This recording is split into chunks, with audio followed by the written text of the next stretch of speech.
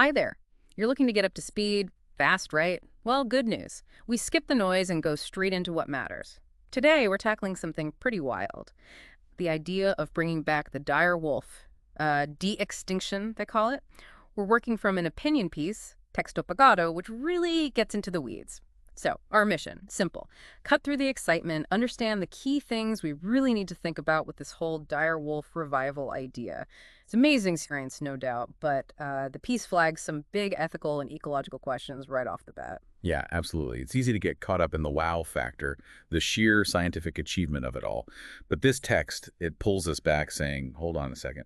We need a really careful look at the ethics, the ecology. It's less about can we do this and much more about should we and, what happens if we do. Okay, so Dexter Pagado starts by saying, yes, it's scientifically fascinating, this potential resurrection. What's the big deal scientifically? Well, just think about the leaps in genetics, ancient DNA analysis. It's incredible. I mean, the fact we can even talk about bringing back a species like the dire wolf, it really shows how far science has come. It could open doors maybe for starting evolution, maybe even conservation tech. But like you said, the piece pivots fast. It says, look, this isn't just some cool lab trick. Exactly. And that's where we hit these fundamental research questions. The text lays out four key areas we need to figure out before anyone thinks about large-scale reintroduction.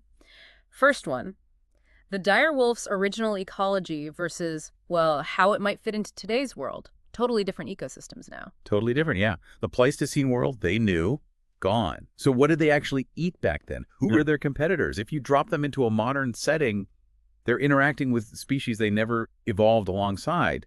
We'd need serious modeling.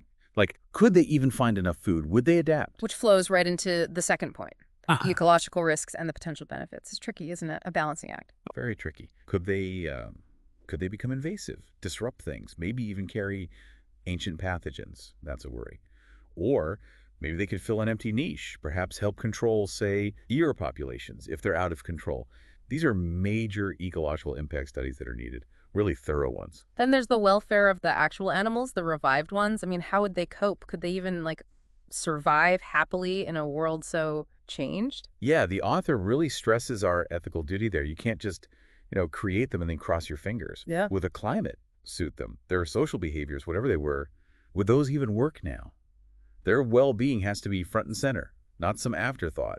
It's crucial. And the fourth area mentioned is the wider ethical and social side. This sounds like the really big picture philosophical debate. It is. I mean, what duty do we have to a species extinct for thousands of years? How would people react? You'd get strong opinions both ways, I imagine.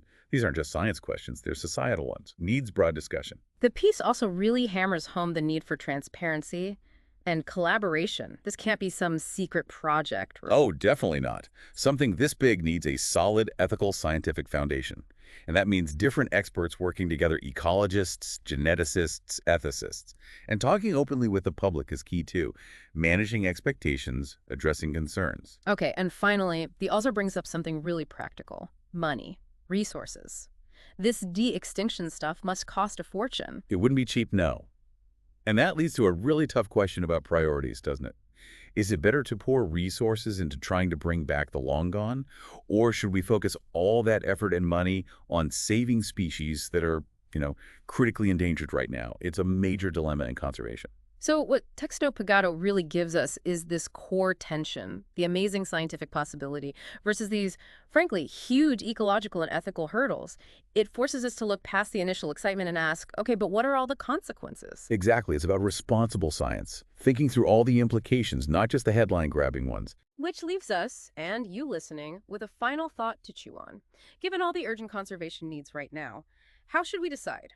What criteria should we actually use to determine which extinct species, if any, are worth the immense cost and effort of attempting de-extinction? Something to really think about.